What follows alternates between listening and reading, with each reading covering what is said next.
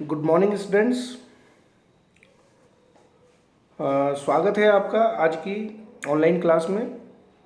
हम BSc part first का जो फर्स्ट यूनिट है ग्रुप एंड इट्स प्रॉपर्टीज़ उसके बारे में पढ़ रहे थे।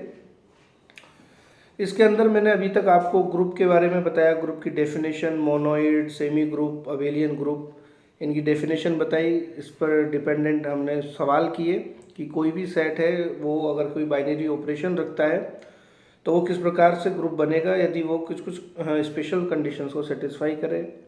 कम्यूटेटिविटी को भी अगर वो सेटिस्फाई करता है तो वो अबेलियन ग्रुप बन जाता है। इसके बाद मैंने थ्योरम्स आपको बताई कुछ कि कोई भी हमारे पास ग्रुप है उसके अंदर सिर्फ और सिर्फ एक ही आइडेंटिटी एलिमेंट होता है। तो इस प्रकार हमने अभी तक ग्रुप के बारे में पढ़ा, ग्रुप प्रूफ कैसे करते हैं उसको हमने पढ़ा और कुछ थ्योरम्स को हमने पढ़ा। आज हम ग्रुप की ही कुछ थ्योरम्स को आगे मतलब इस लेक्चर में और पढ़ेंगे। कुछ इम्पोर्टेंट हमारे पास में थ्योरम है, इनको आपको करना ज़रूरी है क्योंकि ये एग्ज़ाम में कई बार पूछी जाती है। तो देखते हैं हम आज की थ्योरम नंबर 1.4। ये थ्योरम कहती है कि यदि किसी ग्रुप G स्टार के एक अवयव A की कोटि n हो तो A की पावर m बराबर E होगा यदि और केवल यदि m n का गुणज हो। अर्थात if order of an element of a group G star is n then a raised to the power m is equal to E if and only if m is a multiple of n।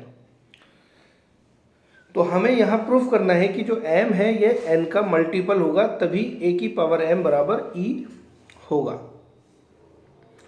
तो इसको proof करने के लिए सर्वप्रथम हमने माना a की power m बराबर E है। हमें दिया हुआ है ये, तो हम मान के चलते हैं कि a की पावर m बराबर E है।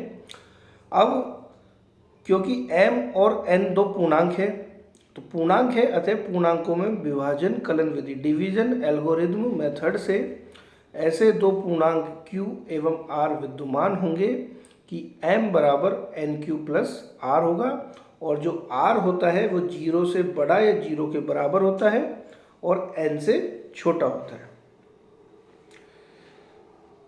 तो हम लिख सकते हैं m बराबर nq प्लस r।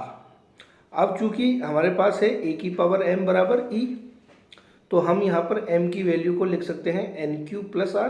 तो हमारे पास में आ गया a raise to the power nq plus r is equal to E।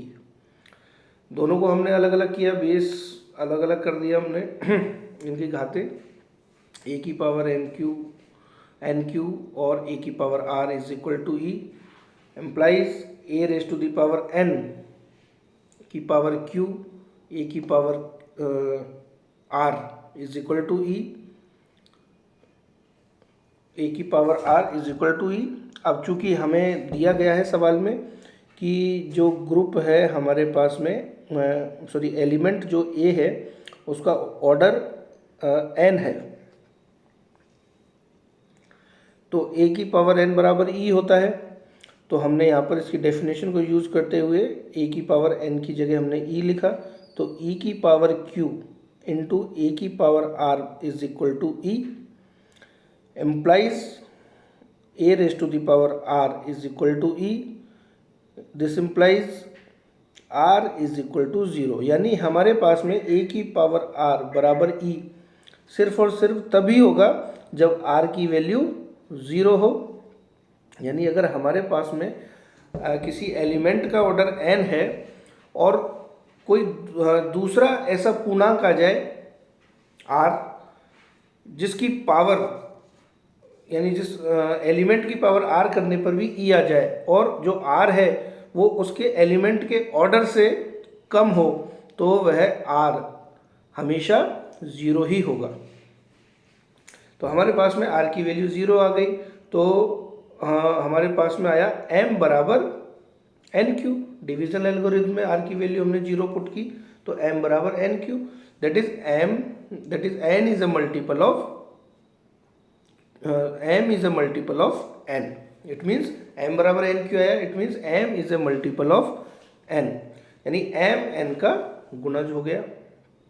Conversely हम इसको लेके चलें तो हम मान के चलते हैं कि माना m n का गुणज है, हमें प्रूफ करना है कि a की पावर m बराबर भी e होगा।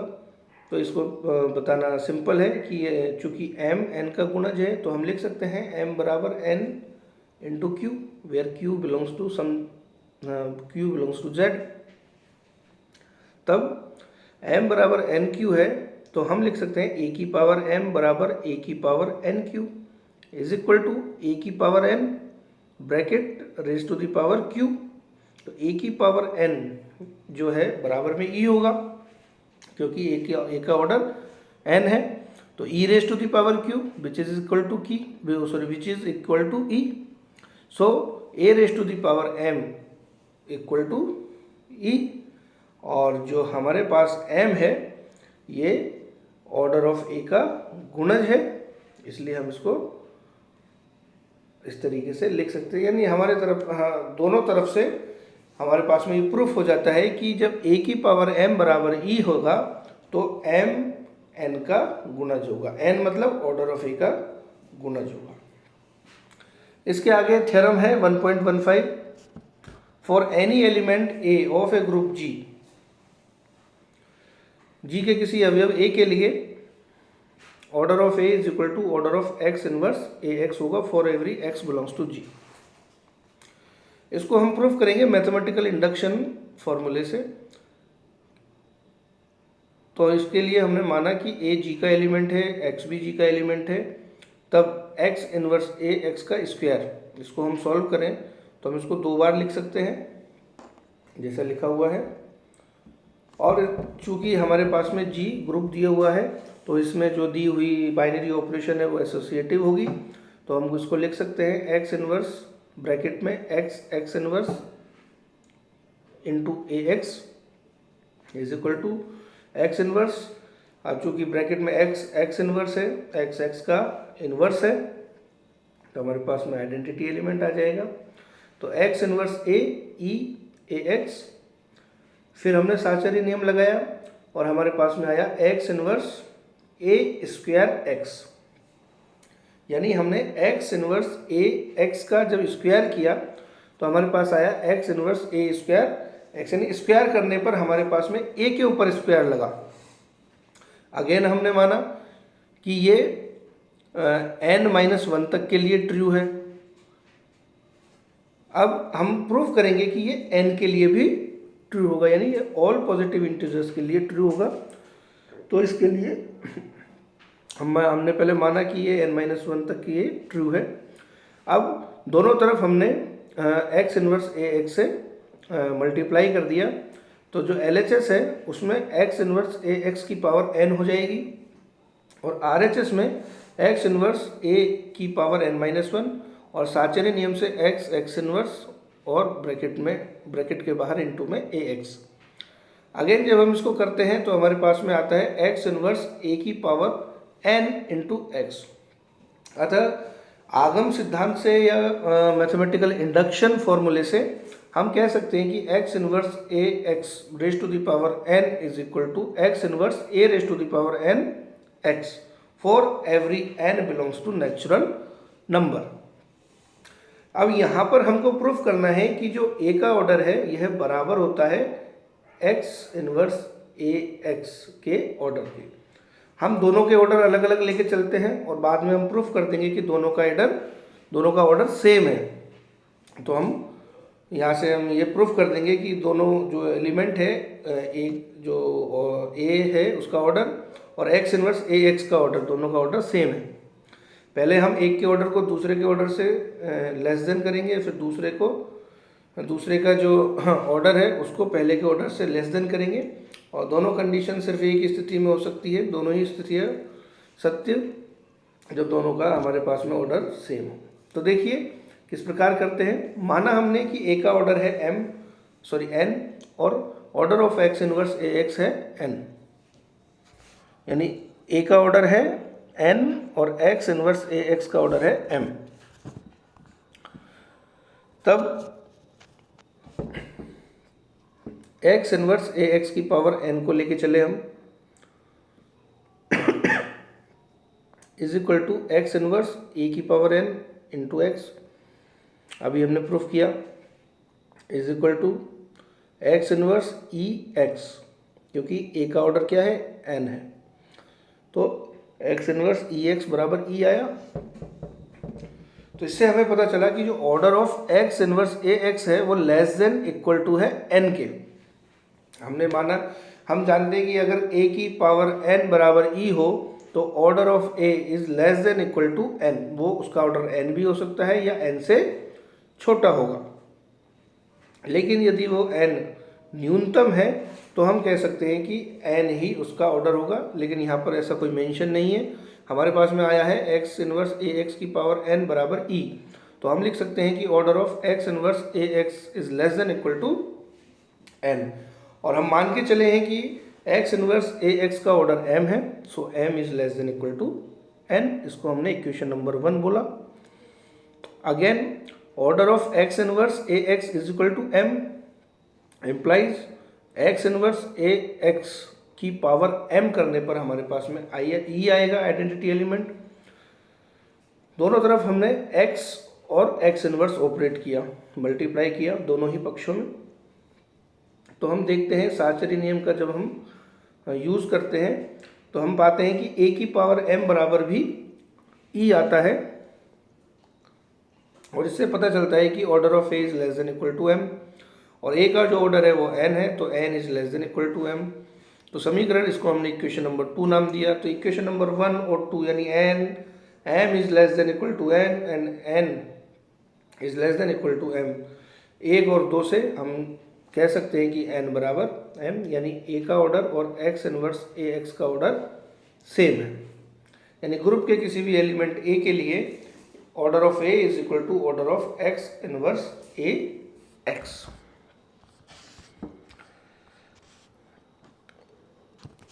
इस लेक्चर की लास्ट थ्योरम है theorem number 1.16, if the order of an element of a group G is n, यानी किसी ग्रुप के अवयव A का ऑर्डर है n, then the order of a raise to the power p is also n provided p and n are relatively prime. अर्थात किसी group G में अवयव A की कोटि n हो तो A की पावर P की कोटि भी n होगी यदि P एवं n दोनों सापेक्षिक अभाज्य हो, यानी रिलेटिवली प्राइम। अब हम प्रूफ करते हैं।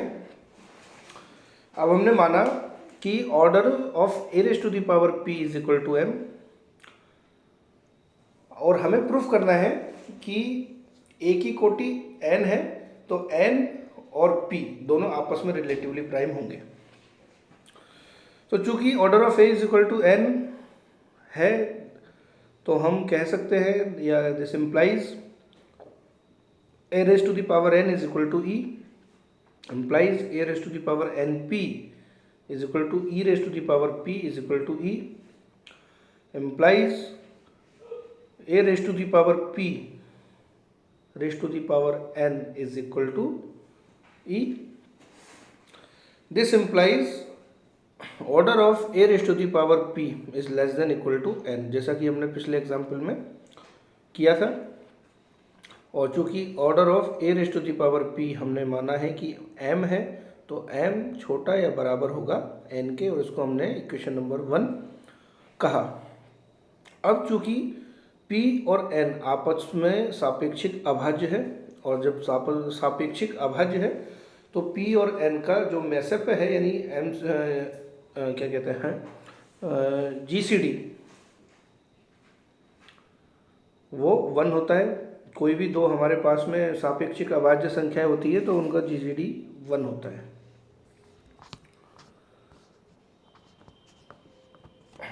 और जब p और n दो आपस में सापेक्षिक अभाज्य होती है तो by the definition of relatively prime से कि ऐसे दो पूर्णांक x और y विद्यमान होंगे कि px plus n y is equal to 1 होगा। एम्प्लाइज इसको हम लिख सकते हैं a raise to the power 1 is equal to a raise to the power px plus n y equal to a raise to the power px into a raise to the power n y m y is equal to a raise to the power px plus a raise to the power n raise to the power y।